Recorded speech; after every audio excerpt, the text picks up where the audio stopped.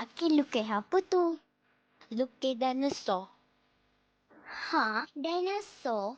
Tak nampak macam dinosaur pun. Macam boyo kono robui je. Alah, Kish ni. Tak payah nak hina orang. Sendiri lukis unicorn pun tak jadi. Dah lah botak licin pula tu. Alah, Den tanya elok-elok je. Tu pun nak terkasar. Aduh! Berani kau tarik rambut Den? Sakit lah, Kish. Sakit tarik rambut Kish. Ambil ni. Biar.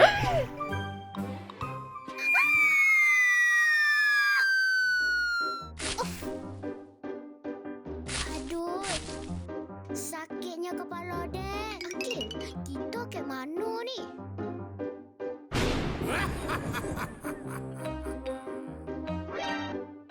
Berani korang jejak masuk dunia ni?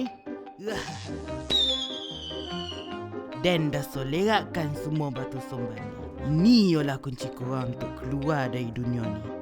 Kau ngajar ada ni. Apa? Tak ada apa-apa. Semoga berjaya lah nak kutip semua batu-batu tu nanti.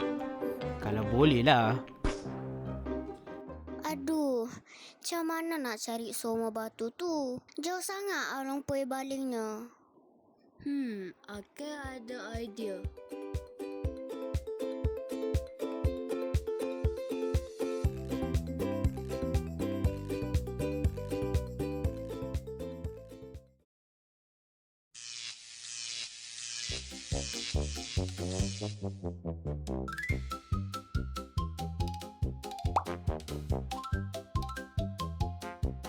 Tua budak dan ponek pergi sekolah. Korang tak ada kerja. Korang contoh gini buat apa?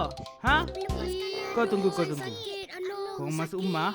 Biar mak korang bantai korang. Nak?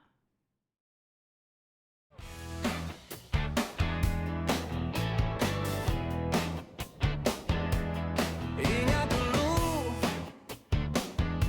tapak kaki penuh kapur, tangan kecil pegang pensel warna